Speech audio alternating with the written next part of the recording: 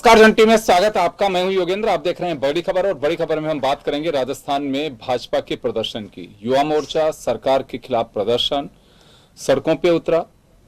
दूसरी तरफ पूर्व मुख्यमंत्री वसुंधरा राजे अपने जन्मदिन के नाम पर उन्होंने चूरू के सालासर धाम में शक्ति प्रदर्शन, उन्होंने वहां कार्यकर्ताओं को बुलाया। लेकिन दोनों ही कार्यक्रम बीजेपी सफल बता रही है और कहा यह जा रहा है कि संयोगवश ये कार्यक्रम हुए।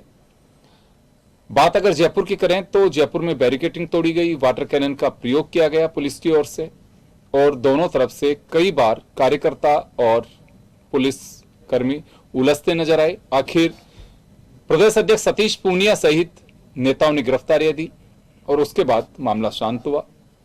ये सारी चीजें विधानसभा सत्र के दौरान होनी थी, यही तय किया गया। सत्र जारी है, लेकिन 4 से और 12 तारीख तक अवकाश घोषित होने के कारण यह प्रदर्शन जो विधानसभा के घेराव में था वो बदला गया मुख्यमंत्री आवास के घेरने पर। तो चलिए हम चर्चा शुरू करेंगे और हमारे साथ हमारे सहयोगी अनिल सेन है, कांग्रेस से हमारे साथ राजकुमार शर्मा जी हैं, भाजपा से सुरेश गर्ग जी हैं। अनिल, आपके पास आना चाहूंगा मैं। इस प्रदर्शन को वसुंधरा जी के शक्ति प्रदर्शन इस वजह से कह रहा हूं मैं कि जिस तरह से बुलाया गया, उनके लोगों ने कहा बाकायदा पूरी तैयारी के साथ में, तो कुछ सामंजस्य का अभाव रहा। आगे पीछे किया जा सकता था, इससे कुछ नुकसान या कुछ गलत मैसेज जा सकता है, या संयोगवश ऐसा रहा जैसा कि सतीश पूनिया जी ने एक दिन पहले ही सीकर में कहा, तो ये कुछ असर नहीं पड़ेगा इनका। देखिए, जहां तक मैसेज की बात है, पब्लिक में मैसेज जरूर गलत जाता है इस बात का कि वसुंधरा जी उधर जन्मदिन मना रही हैं, कार्यक्रम बड़ा आयोजन रखा गया था, प्रदेश भर से कार्यकर्ता जुट रहे हैं। दूसरी तरफ संगठन ने कार्यक्रम तय कर दिया, युवा मोर्चा का हो चाहे किसी दूसरे मोर्चा का हो, संगठन का वो कार्यक्रम जरूर था और संगठन के उस कार्यक्रम में आला नेता भी शिरकत कर रहे थे। प्रदेश प्रभारी खुद इस कार्यक्रम के लिए राजस्थान पहुंचे। हालांकि प्रभारी जी के आने के मायने भी इस दोनों कार्यक्रम को लेकर अलग अलग लगाए यहाँ पर जा रहे हैं। कुछ कार्यकर्ताओं का या फिर मानना है कि दिल्ली ने मॉनिटरिंग के लिए शायद यहाँ पर भेजा है और ये मॉनिटरिंग भी कर रहे हैं कि आखिरकार क्या शक्ति प्रदर्शन ज़्यादा हावी है या प्रदर्शन जो सरकार के खिलाफ यहाँ पर किया जा रहा है उसमें कितना दम यहाँ पर है। तमाम चीज़ों की जो एक तरह से छानबीन है वो प्रभारी जी अपने यहाँ पर देखरेख में करेंगे और एक ये भी कहीं ना कहीं मैसेज पब्लिक में देना चाहते हैं, क्योंकि प्रभारी जी आए और उन्होंने आने से पहले मैसेज किया कि वो जो आंदोलन। एक सवाल होगा कि बेशक अरुण सिंह दोनों कार्यक्रमों में शिरकत करें, लेकिन पार्टी के रूप से अधिकृत कार्यक्रम जो था वो प्रदर्शन का माना जा सकता है। वसुंधरा राजे के कार्यक्रम को बेशक बीजेपी की लीडरशिप के नाते हम कह सकते हैं कि भाजपा की नेत्री हैं और उनका एक कार्यक्रम रहा, लेकिन इसे हम अधिकृत भाजपा का कार्यक्रम कह सकते हैं। इसमें बेशक नेता उनके थे, कार्यकर्ता उनके बीजेपी के थे, लेकिन पार्टी की ओर से कोई ऐसा कार्यक्रम जारी नहीं किया गया। देखिए, बिल्कुल ये तो संगठन का कार्यक्रम विधानसभा घेराव का जो कि मुख्यमंत्री आवास के घेराव में बदला, ये संगठन का कार्यक्रम था। पूर्व मुख्यमंत्री वसुंधरा राजे का कार्यक्रम एक निजी कार्यक्रम, क्योंकि जन्मदिन के ऊपर अक्सर इस तरह के आयोजन होते रहते हैं। सबसे बड़ी बात यह कि चुनाव आने वाले हैं, तो ऐसे में विधानसभा चुनाव से ठीक पहले 2023 का मिशन आगे किसके नेतृत्व में लड़ा जाएगा, ये एक शक्ति प्रदर्शक उस चीज का भी कहा जा सकता है। क्योंकि हम देख रहे हैं भारतीय जनता पार्टी हो तो कांग्रेस हो, दोनों के अंदर एक राय एक मत नहीं है। कांग्रेस में भी हम देख रहे हैं कि दड़ेबंदी गुटबंदी की जो तस्वीरें हैं वो सामने आती हुई दिख रही हैं, और अब बीजेपी में भी जैसे जैसे चुनाव नजदीक आ रहे हैं एक तरह से ये देखने को मिल रहा है कि आखिरकार चुनाव किसके मॉनिटरिंग में लड़ा जाएगा, फेस आगे कौन होगा और क्या पूर्व मुख्यमंत्री वसुंधरा राजे की कमांड यहाँ पर होगी। कई जो राज्य समर्थक है उन्होंने तो यहाँ तक कह दिया कि राज्य जनता की पसंद की हैं और उन्हीं को आगे वहां पर किया जाना चाहिए। तो बयान इस तरह के कई बार आ चुके हैं, लेकिन इनको मैनेज भी करने के लिए प्रभारी की जिम्मेदारी यहाँ पर दी गई है। प्रभारी जी यहाँ पर आए, अब देखना होगा कि वो जन्मदिन पर जाकर किस तरह का जन्मदिन का जो है वो वहां पर उनको सौगात देते हैं और जन्मदिन का। चलिए मैं वापस लौटूंगा अनिल आपके पास में। सुरेश गर्ग जी हमारे साथ में है। सुरेश जी, प्रदर्शन, दूसरी तरफ वसुंधरा जी का जन्मदिन, पार्टी का अधिकृत कार्यक्रम जो बीजेपी से जानकारी मिल रही है कि प्रदर्शन था, वो कार्यक्रम पार्टी का नहीं था, वो वसुंधरा जी का एक संयोगवश कार्यक्रम उन्होंने रख लिया। कार्यकर्ताओं में बड़ी असमंजस की स्थिति रही और पहला रिएक्शन आपका चाहूंगा प्रदर्शन को लेकर।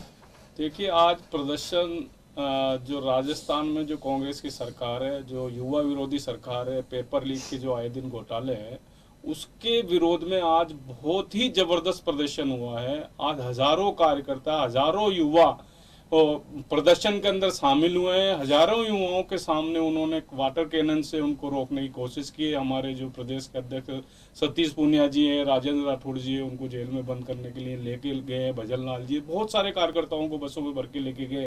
लेकिन ये प्रदर्शन इतना जबरदस्त था कि गहलोत जी के कानों में जू रेंगेगी कि भाई जो राजस्थान के अंदर जो भ्रष्टाचार, अत्याचार, पेपर लीक के जो काम घटनाएं हो रही है, उसमें कहीं न कहीं तो अशोक गहलोत जी को संज्ञान लेना चाहिए कि राजस्थान में क्या है। तो हमारा जो एक प्रदर्शन था, बहुत सक्सेसफुल प्रदर्शन रहा। उसमें बहुत सारे पूरे राजस्थान से जगह जगह से, अलग अलग जगह से युवा आए। लेकिन आपने ये भी देखा होगा कि बहुत सारे कार्यकर्ता हमारे यहाँ पे पहुंच नहीं पाए, क्योंकि उनको जयपुर से बाहर ही रोक दिया गया है। कई बसों की तो उन्होंने हवाएं निकाल दी है, पुलिस वालों ने रोका है। मतलब आप ये देखो कि पुलिस वालों को इस बात पे लगा दिया गया है कि इनको जयपुर में प्रवेश नहीं होने दे।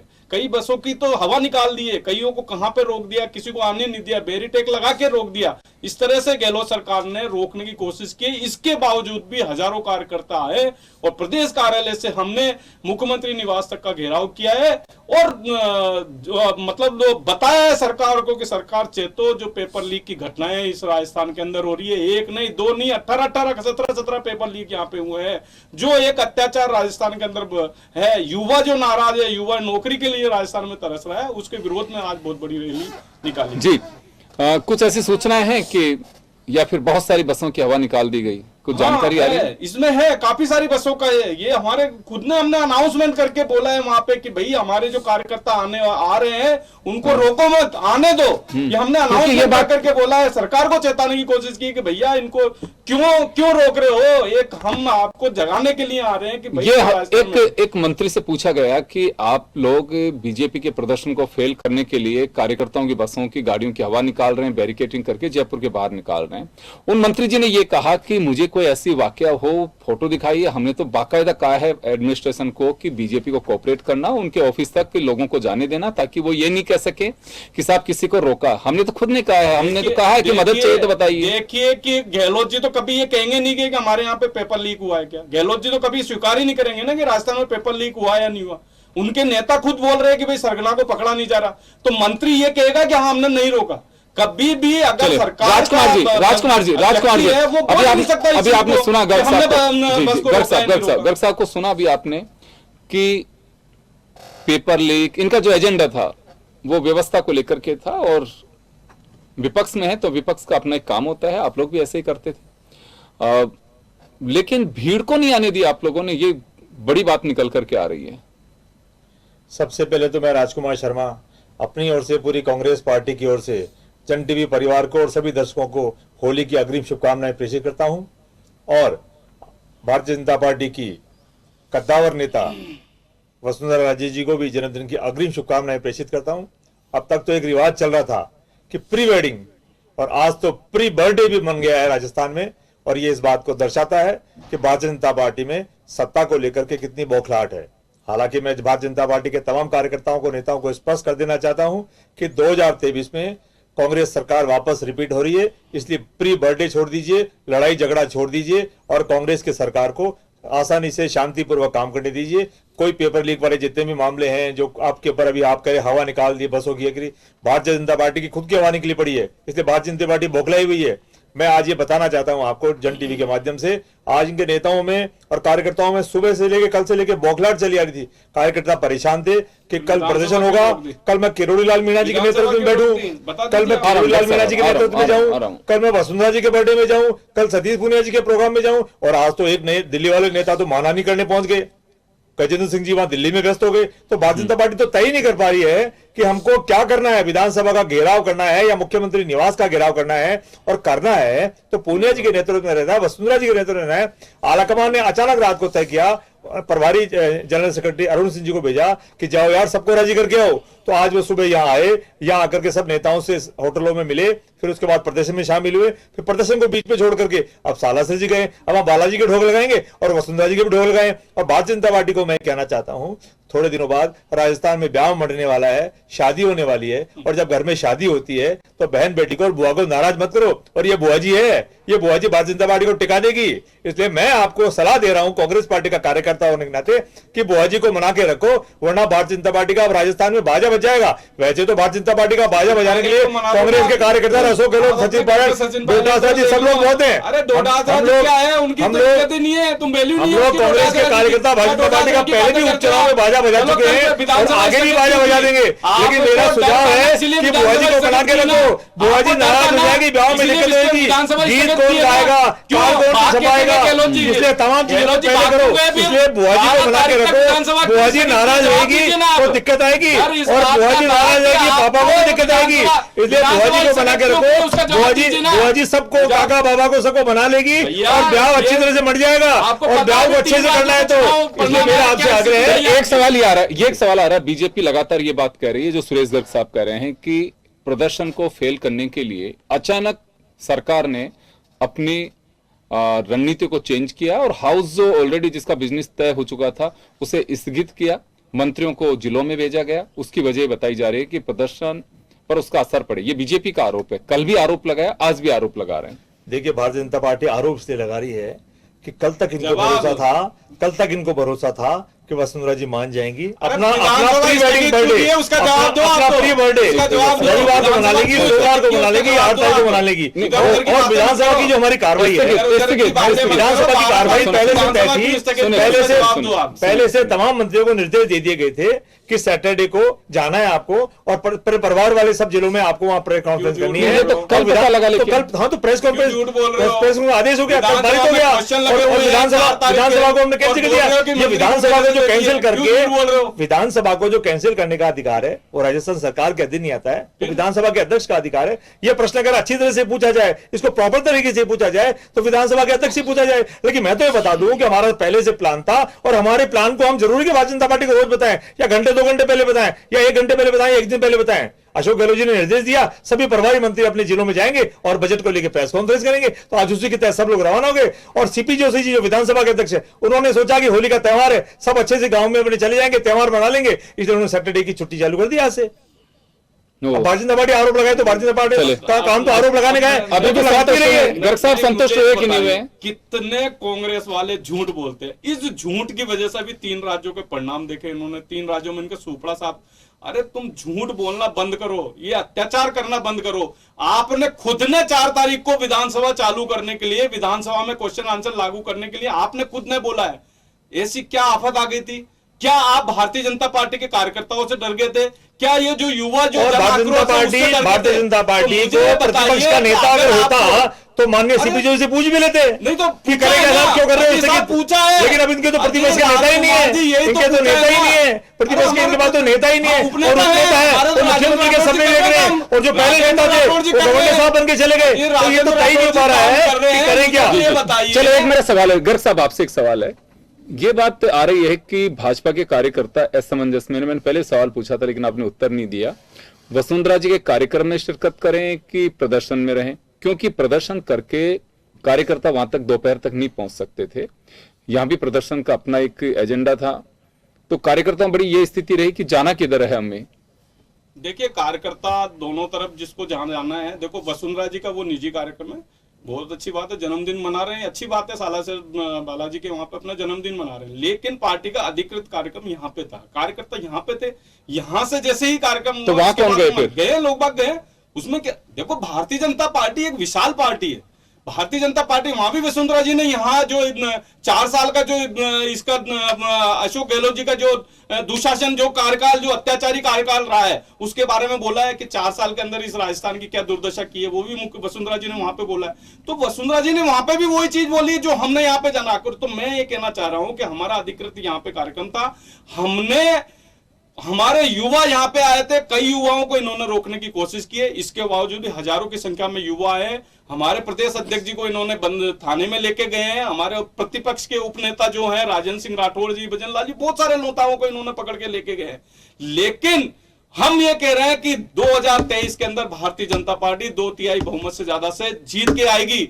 और मैं बता दूं कि आपके पास में विपक्ष का नेता लायक भी सीट नहीं आएगी। खुद आपके नेता बोल के आए कि हम फॉर्च्यूनर तक के एमएलए जीत के नहीं आएंगे, और ये वास्तव में चुन रहे जो 4-4.25 साल के अंदर जो दुर्दशा की है ना इस राजस्थान की, उसका नतीजा यही होगा। आदरणीय योगेंद्र जी, 13 राज्यों में प्रदर्शन करीबन 13 राज्यों साढ़े के अंदर 12 चुनाव मिनट हुए। गया था, अधिक लेकिन उनके राजकुमार नेता के केवल 13 राज्यों में इसलिए बैठे चुनाव रहे, हुए। 13 में से स्टार्ट नहीं होने दिया 13 में से कि 12 कार्यकर्ता भारतीय जनता से बालाजी के नहीं चले जाए, मंथन कहीं करो, बालाजी के नहीं चले जाए। और राजकुमार मैं जी, कह रहा हूं कि मंथन यहाँ करो। सैकड़ों की संख्या में मंथन कार्यकर्ता है, करो कि इन्होंने आप उसको हजारों में कन्वर्ट कर दिया है। आप एक छोटी पार्टी होके रह गई है, एक जो क्षेत्रीय पार्टी होती है और ना, बुआ जी ने वो वाली पूरा स्थिति पांडाल हो भर गई दिया है, बुआ जी का पूरा पांडाल खचाखच भरा हुआ तो हमारे है, भारतीय जनता पार्टी और ये हवा निकाल दी, पुलिस ने रोक दिया, रूट चेंज कर दिया, क्या कांग्रेस ये सब बहाने लगा रहे, और वो बुआ जी ने पूरा पांडाल कर दिया। ये तो अच्छी बात है ना। अगर जन्मदिन पे लोग स्वीकार करो, स्वीकार करो, पार्टी के कार्यकर्ता स्वीकार करो, प्री बर्थडे को स्वीकार करो। हाँ, तो हम तो जन्मदिन की बधाई दे रहे हैं साहब, हम जा रहे हैं, हमने यहाँ प्रदर्शन भी किया और वहां भी जा रहे हैं। हमारे जो यहाँ के जो प्रभारी है उनने खुद ने कहा है कि यहाँ पे प्रदर्शन करने के बाद में हम लोग वहां जाएंगे, तो इसमें कहां बुराई है? आपको तकलीफ क्या है? आप अभी सचिन पायलट जी को तो तकलीफ तो देख रहे हो ना, जन्मदिन तो 8 तारीख का है और 4 तारीख को मना रहे हैं, 4 तारीख का संगठन का प्रोग्राम है, संगठन का प्रोग्राम चल रहा है।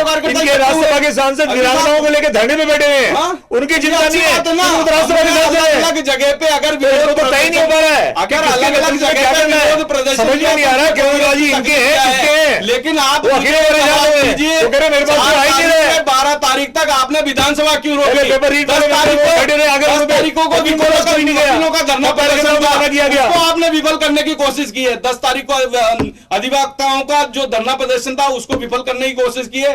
4 तारीख को भारतीय जनता पार्टी का कार्यक्रम, और योगेंद्र जी, लेकिन इसके बावजूद की दिल्ली ने एक बार आदेश किया कि वसुंधरा जी की कोई फोटो नहीं लगाएगा, और अभी आनंद पाटिल ने 10 दिन पहले फिर आदेश किया है कि भारतीय जनता पार्टी के सब लोग फोटो लगाएं।